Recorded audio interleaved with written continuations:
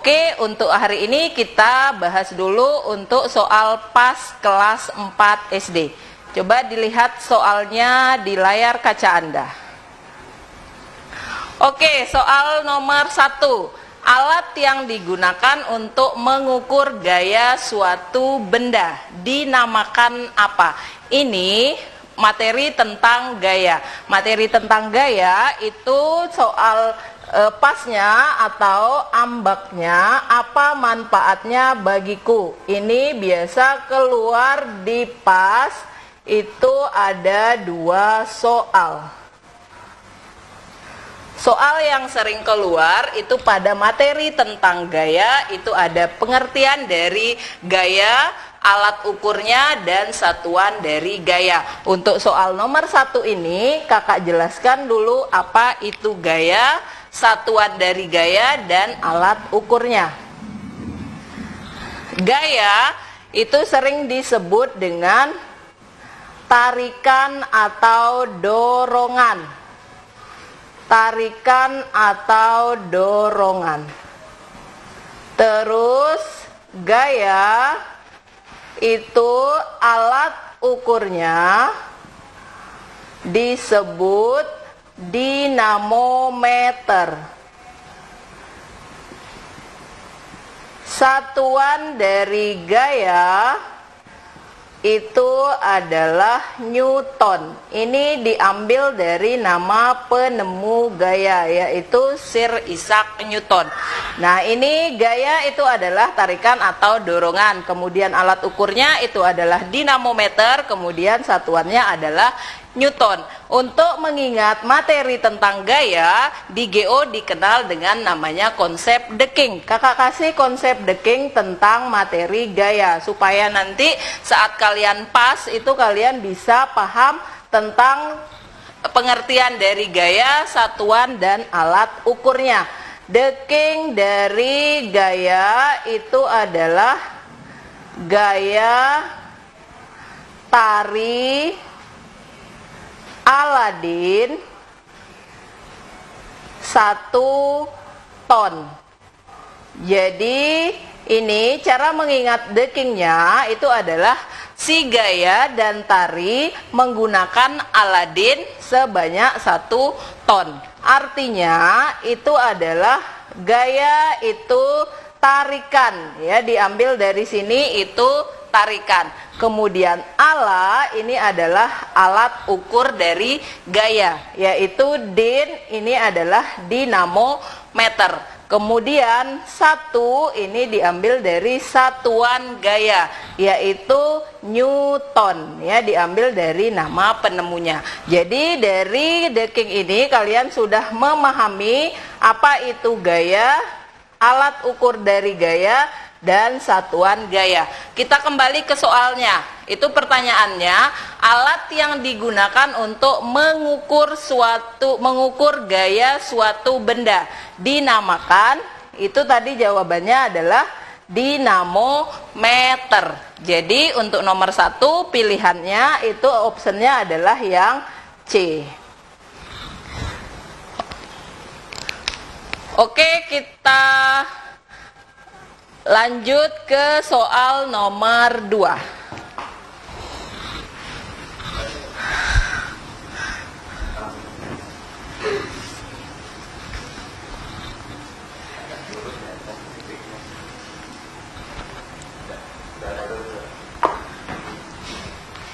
Coba kita lihat soal nomor 2. Ini tentang pengaruh gaya yang terjadi ketika seseorang sedang membuat kerajinan dari plastik bekas. Pengaruh gaya, teorinya itu ini soal nomor 2. Untuk pengaruh gaya dalam teorinya itu dia dalam kehidupan sehari-hari itu ada 3. Ini kakak tuliskan dulu pengaruh gaya.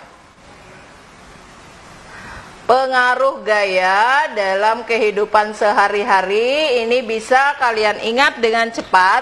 Kakak tuliskan langsung dekingnya, ya, pengaruh gaya dalam kehidupan sehari-hari.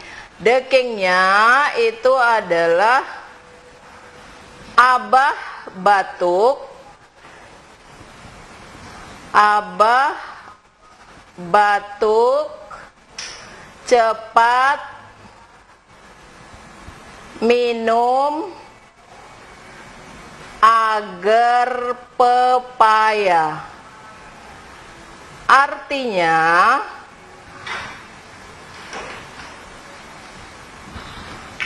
pengaruh gaya terhadap benda dalam kehidupan sehari-hari itu yang pertama ini adalah abah, itu artinya adalah mengubah bentuk.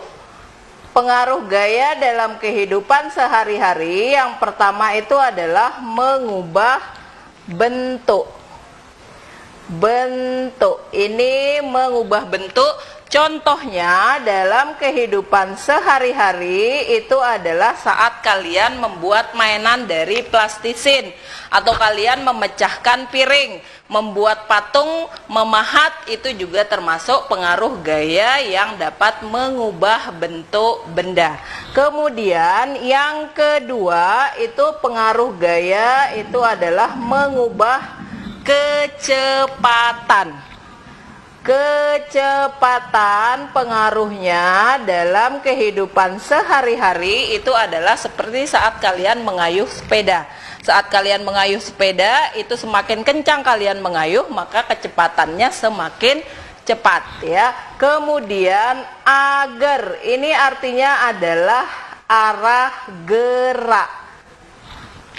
Pengaruh gaya yang mempengaruhi benda yang diam menjadi bergerak. Ini arah gerak. Misalkan kalian menendang bola, menyentil kelereng, itu termasuk pengaruh gaya yang dapat mengubah arah gerak benda. Pepaya, ini artinya adalah pengaruh gaya. Pengaruh. Jadi dalam kehidupan sehari-hari gaya itu memiliki pengaruh ya, yaitu yang pertama mengubah bentuk benda, mengubah kecepatan, arah gerak benda. Kita kembali ke soalnya, itu pengaruh gaya yang terjadi ketika seseorang membuat kerajinan dari plastik bekas. Itu jawabannya berarti dia mengubah bentuk benda. Jadi di optionnya itu jawabannya adalah yang B.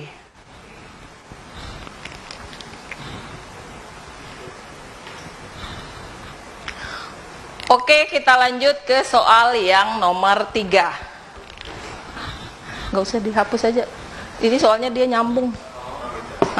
Masih dekingnya. Oke, perhatikan soal yang nomor 3. Kegiatan yang membuktikan bahwa gaya dapat mengubah arah gerak benda. Ini deking yang ini bisa kita gunakan untuk menjawab soal yang nomor 3.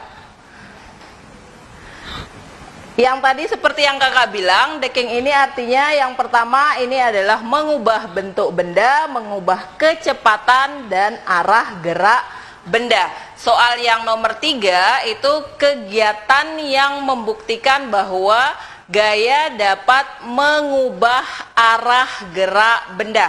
Coba kita lihat pilihannya. Yang pertama itu mengoper bola pada pemain bola. Itu sudah termasuk gaya yang dapat mengubah arah. Karena option yang B itu membuat mainan plastisin. Itu mengubah bentuk benda. Kemudian yang C itu mengayuh sepeda di jalan. Itu mengubah arah, mengubah kecepatan benda. Kemudian menghancurkan batu itu juga mengubah bentuk benda. Jadi yang mengubah arah gerak benda pada pilihan yang nomor 3 itu adalah mengoper bola pada pemain lain. Jadi untuk soal nomor 3 itu jawabannya adalah yang A. Oke, kita lanjut ke soal nomor 4. Ayo hapus papannya dah. Soalnya nomor 4 beda.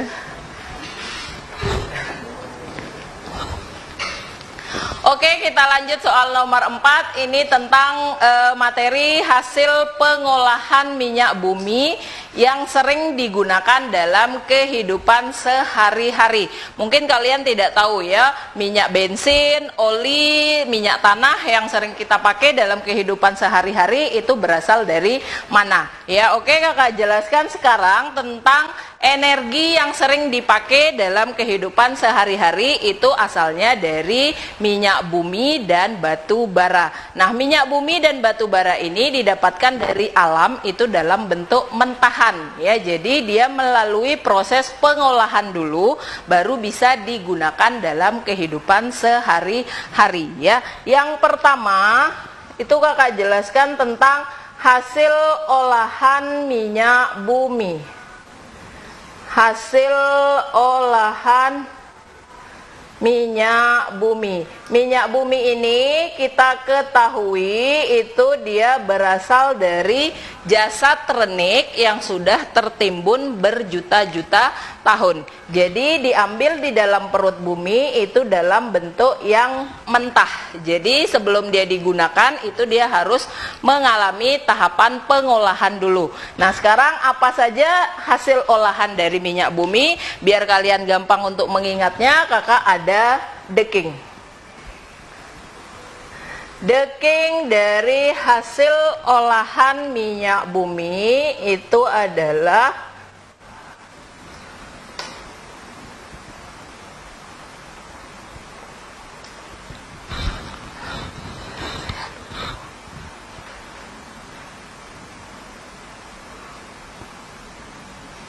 ular paosin,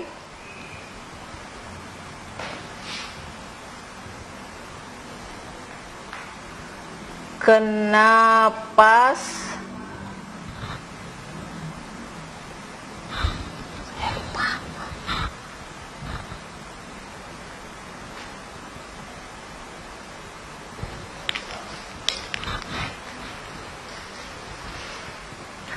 ular paosin kenapas. Ini artinya itu adalah ular ini solar.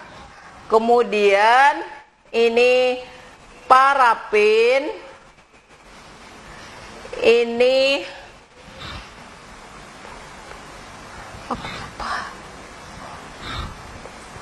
aspal, kerosin atau disebut dengan minyak tanah, kemudian ada paselin,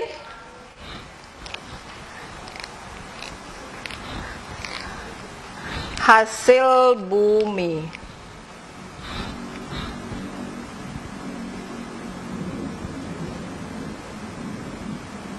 Ini hasil dari olahan minyak bumi. Kemudian yang kedua itu adalah hasil dari batu bara. Kalau batu bara ini didapatkan dari tumbuhan yang sudah tertimbun berjuta-juta tahun ya. Hasil olahan batu bara ini juga ada dekingnya ya, biar kalian bisa membedakan yang mana hasil olahan minyak bumi dan hasil olahan dari batu bara. Kalau hasil olahan batu bara itu dekingnya adalah O bara, ningrat,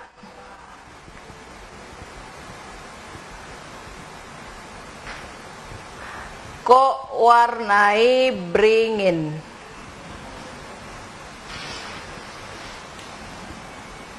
Ini hasil olahan dari batu bara. Apa saja hasil olahan dari batu bara? Ini Kakak jelaskan dari dekingnya ya. O bara ningrat. O ini artinya adalah olahan. Olahan batu bara. Yang pertama itu adalah nilon, kemudian yang kedua itu adalah serat sintesis. Kemudian ini kokas ya, hasilnya yang ketiga itu adalah kokas. Kemudian yang keempat itu zat warna. Ini yang biasa digunakan untuk mewarnai pakaian ya atau tekstil. Kemudian briket. Briket ini yang biasa digunakan sebagai bahan bakar. Kita kembali ke soalnya, yang mana saja hasil dari olahan minyak bumi. Yang A itu ada bensin, solar, dan kokas. Di sana ada kokas berarti sudah salah ya, karena kokas itu adalah olahan dari batu bara. Kemudian yang kedua, yang B itu ada nilon, kokas, dan serat sintesis. Itu sudah jelas hasil dari olahan batu bara. Kemudian yang ketiga, yang C itu ada zat pewarna, lilin dan bensin. Zat pewarna itu adalah hasil olahan dari batu bara. Berarti yang C sudah salah ya. Kemudian yang D ada lilin, oli, dan aptur. Lilin itu dibuat dari parafin. Jadi dia termasuk dari olahan minyak bumi. Jadi untuk soal yang nomor 4 itu jawabannya adalah yang D ya, lilin, oli, dan aptur. Ya, untuk yang nomor 4 itu optionnya adalah yang D. Ya, oke, kita lanjut soal nomor 5.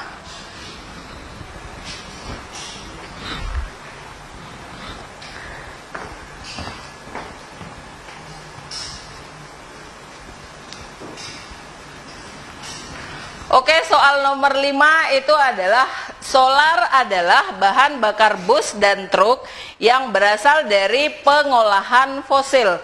Kerugian menggunakan bahan bakar ini, hasil pembakarannya dapat menimbulkan polusi udara bagi lingkungan.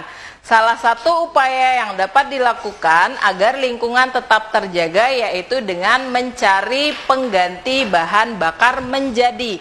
Nah, seperti yang kita ketahui, bahan bakar pengganti atau sering disebut dengan energi alternatif itu ada 3 ya. Oke, untuk soal nomor 5 ini disebut dengan bioenergi. Bioenergi itu hasil dari energi alternatif atau energi pengganti ya. Dalam kehidupan itu bioenergi itu ada 3 yang bisa digunakan sebagai pengganti bahan bakar. Yang pertama itu ada namanya biogas. Biogas, terus yang kedua itu ada biomas atau sering disebut dengan bioetanol.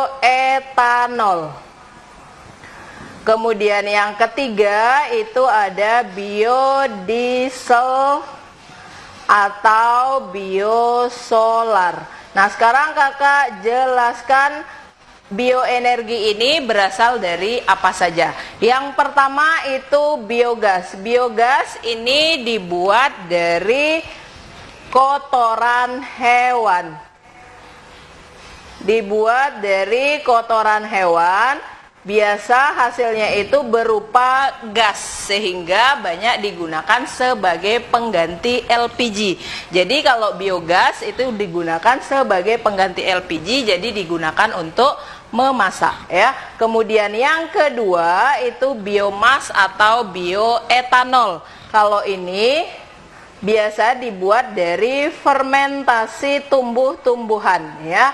Tumbuhan yang bisa dipakai untuk membuat biomas itu ada umbi-umbian, kemudian bisa dari tebu, bisa juga dari jagung. Nah, kalau hasil dari olahan biomas itu biasa digunakan untuk membuat minyak namanya spiritus, yaitu biasa digunakan untuk bahan bakar dari lampu tempel ya. Kemudian yang ketiga itu biodiesel atau biosolar. Nah, ini biasanya dibuat dari biji jarak. Yang inilah yang digunakan untuk mengganti bahan bakar solar yang berasal dari minyak bumi. Jadi untuk soal yang nomor 5 itu jawabannya adalah biodiesel ya. Di pilihannya itu jawabannya adalah yang D ya. Jadi nomor 5 sebagai pengganti solar itu adalah biodiesel. Karena bioetanol sama biomas itu sama. Sedangkan biogas itu berasal dari kotoran hewan yang digunakan sebagai bahan bakar untuk memasak atau sebagai pengganti LPG ya. Ini untuk soal persiapan PAS untuk kelas 4. Kita lanjut ke kelas 5. Oke, adik-adik yang kelas 5 siapkan, perhatikan baik-baik untuk soal kelas 5.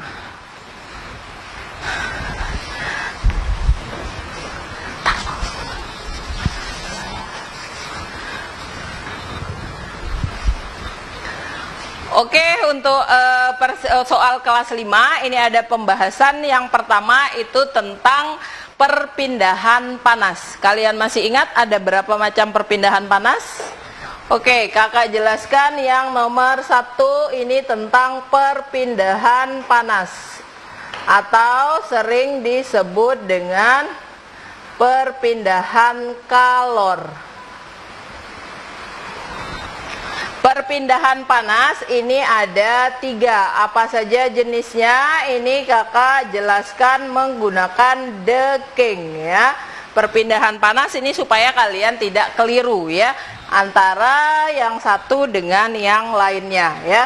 Perpindahan panas itu ada 3. Dekingnya itu adalah ralat kolor, merambat,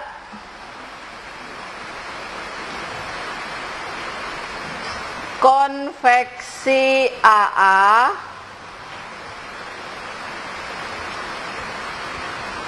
mengalir panas.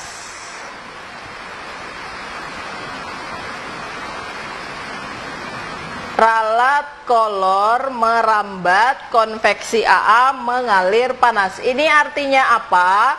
Sekarang kakak jelaskan ya. Perpindahan panas itu yang pertama itu namanya adalah radiasi atau biasa disebut dengan perpindahan panas secara langsung ya, tanpa melalui perantara ya. Ini disebut perpindahan panas secara langsung.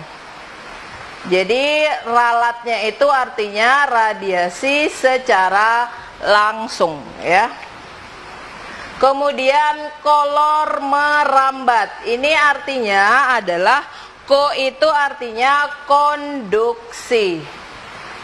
Konduksi itu adalah logam yang merambat. Jadi kalau perpindahan panas yang secara konduksi itu biasa menggunakan perambatan logam ya. Kemudian konveksi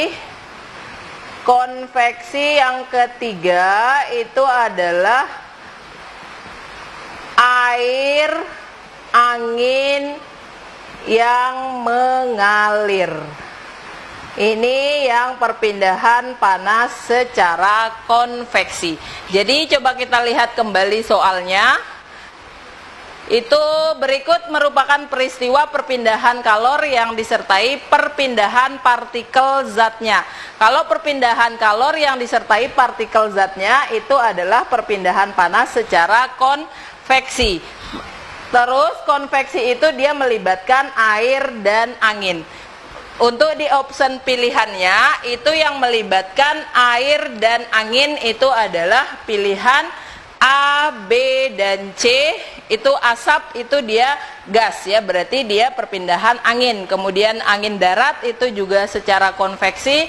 Kemudian minyak goreng itu juga secara konveksi. Berarti nomor 1 jawabannya adalah yang D, karena di sana ada kata kecuali ya. Jadi untuk nomor 1 pilihannya itu adalah yang D.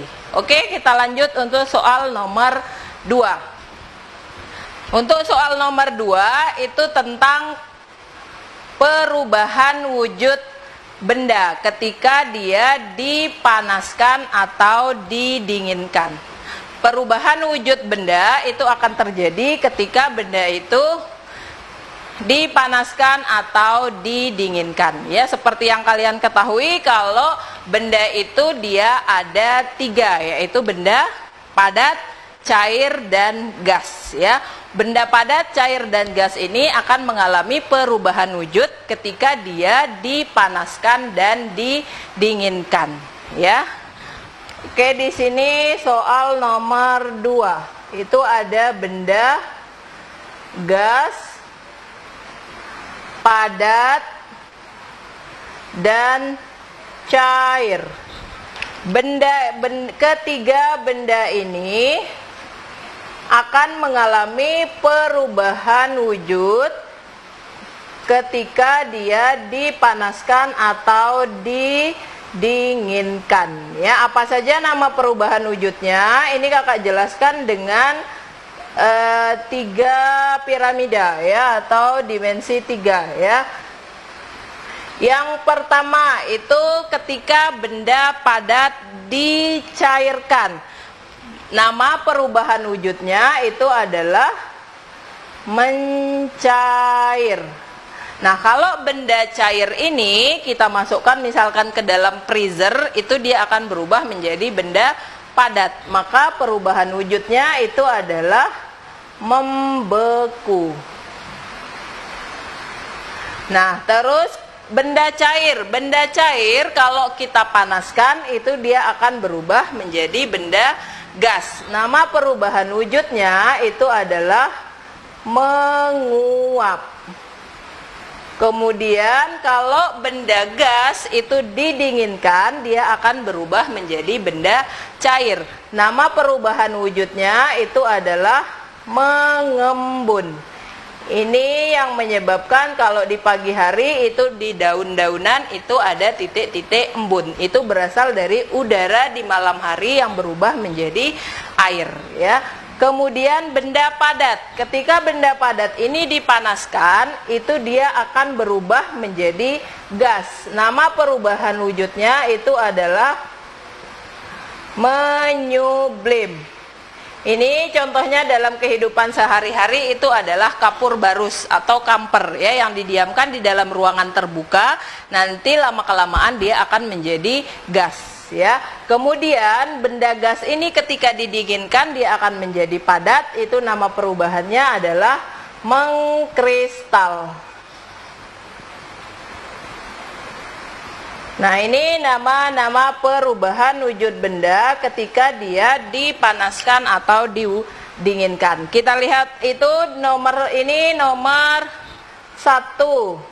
Terus ini nomor 5, ini 2, 4, 6, dan 3. Dan di pertanyaannya yang ditanya itu adalah nomor 2, 5, dan 6. 2, 5, dan 6. Berarti jawabannya adalah mencair, menguap, dan mengkristal. Soal nomor 2 itu tentang perubahan wujud benda. Ketiga benda ini akan berubah wujud ketika dia dipanaskan dan didinginkan. Nah, sekarang ini ada gambar dari benda padat berubah jadi gas. Ada benda padat berubah jadi cair, ada benda cair yang berubah menjadi gas. Kita mulai dari yang nomor 1. Nomor 1 itu pilihannya itu adalah benda gas yang berubah wujud menjadi benda padat. Nama perubahan wujudnya itu adalah mengkristal ya. Ketika benda gas ini didinginkan, dia akan berubah wujud menjadi padat. Yang nama perubahan wujudnya itu adalah mengkristal. Nah, untuk yang nomor 2 itu benda cair yang berubah menjadi padat. Itu untuk yang nomor 2 itu nama perubahan wujudnya itu adalah membeku. Ketika air ini kita masukkan ke dalam kulkas, misalkan ke dalam freezer, itu dia akan berubah menjadi beku. Itu nama perubahan wujudnya adalah membeku. Kemudian yang nomor 3. Nomor 3 itu adalah benda cair, ketika dia dipanaskan dia akan berubah menjadi gas. Nama perubahan wujudnya itu adalah menguap.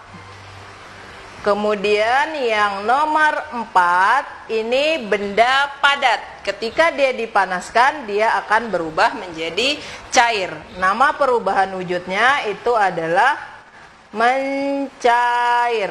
Kemudian yang nomor 5 itu benda padat. Ketika dia dipanaskan akan berubah menjadi gas. Itu nama perubahan wujudnya itu adalah menyublim. Ini contohnya dalam kehidupan sehari-hari itu kapur barus yang didiamkan dalam ruangan terbuka.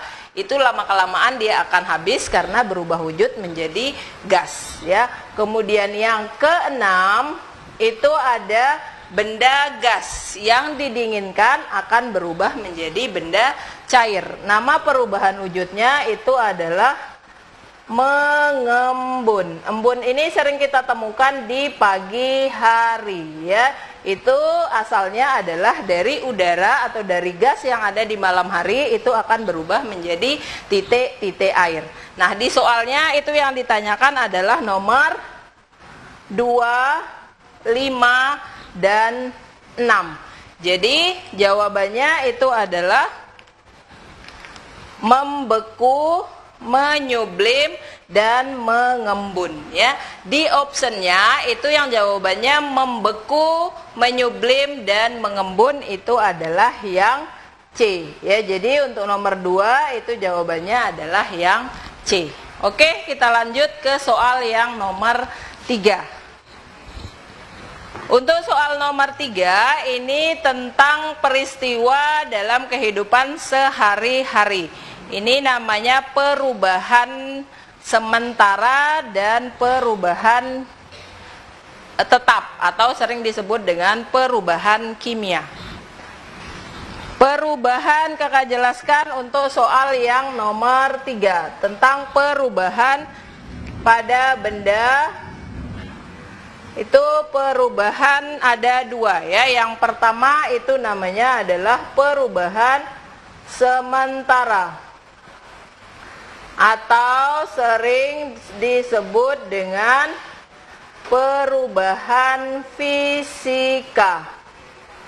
Perubahan sementara atau perubahan fisika ini adalah perubahan yang dapat kembali ke bentuk semula atau perubahan yang tidak menghasilkan zat yang jenisnya baru. Biasanya contoh dari perubahan sementara atau perubahan fisika itu adalah seperti yang soal nomor 2 tadi tentang perubahan wujud benda, ya. Kemudian yang kedua itu ada perubahan kimia atau disebut dengan perubahan tetap. Perubahan tetap atau perubahan kimia itu adalah perubahan benda yang menghasilkan zat yang bentuknya baru, ya. Biasa ini contohnya dalam kehidupan sehari-hari itu seperti pada perkaratan, kemudian pembakaran, itu dia termasuk perubahan kimia atau perubahan tetap, ya. Coba kita lihat soalnya. Untuk contoh perubahan sementara dalam kehidupan sehari-hari ditunjukkan oleh nomor. Perubahan sementara itu terjadi pada perubahan wujud benda. Yang di soalnya itu yang nomor 1 itu perkaratan, pembuatan es batu, pembakaran sampah, penguapan air laut, dan pelelehan logam emas. Yang termasuk ke dalam perubahan sementara atau perubahan fisika dalam kehidupan sehari-hari itu adalah pembuatan es batu, kemudian penguapan air, dan pelelehan logam emas. Jadi jawabannya itu adalah nomor 2, 4, dan 5. Jadi optionnya untuk nomor 3 jawabannya adalah yang D, karena untuk perkaratan dan pembakaran sampah itu termasuk ke dalam perubahan kimia atau perubahan tetap, ya. Oke, kita lanjut soal yang nomor 4. Ini materi tentang siklus air, ya. Dalam siklus air itu ada peristiwa-peristiwa yang harus kalian ketahui, ya. Siklus air itu artinya adalah proses perputaran air di bumi, ya, sehingga menyebabkan jumlah air di bumi itu selalu tetap, ya.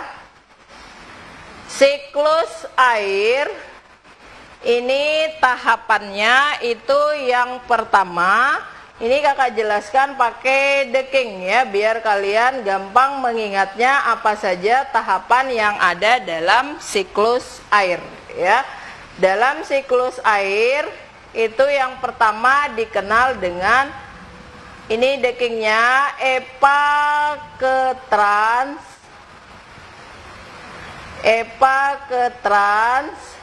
dikode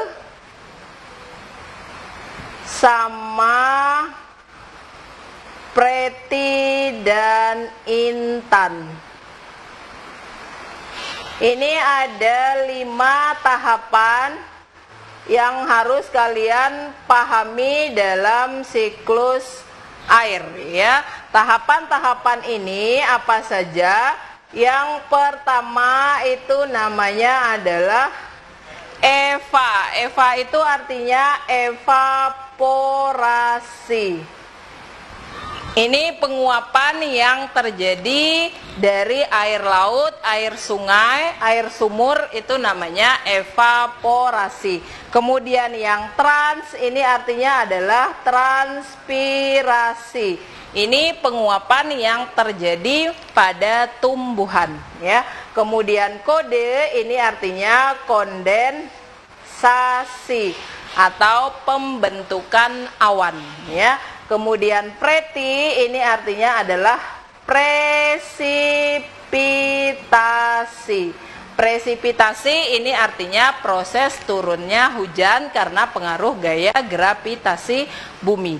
Kemudian yang intan ini artinya adalah infiltrasi, yaitu proses penyerapan air di dalam tanah, ya. Kita kembali ke soalnya, yang ditanyakan itu adalah peristiwa evaporasi dan presipitasi. Seperti yang kakak bilang tadi, evaporasi itu adalah penguapan yang berasal dari air laut, air sungai, dan air sumur. Itu berarti pada gambar nomor 1, ya. Kemudian presipitasi itu adalah terjadinya hujan. Itu terdapat pada gambar nomor 2. Jadi untuk soal nomor 4 itu pada peristiwa evaporasi dan presipitasi, itu jawabannya adalah 1 dan 2. Jadi untuk nomor 4 itu optionnya adalah yang A. Oke, kita lanjut soal yang nomor 5. Itu daur air yang terganggu akibat pembangunan perumahan dan pengecoran jalan adalah, nah yang tadi itu ada pilihannya evaporasi, seperti yang soal nomor 4 ini dia masih berhubungan.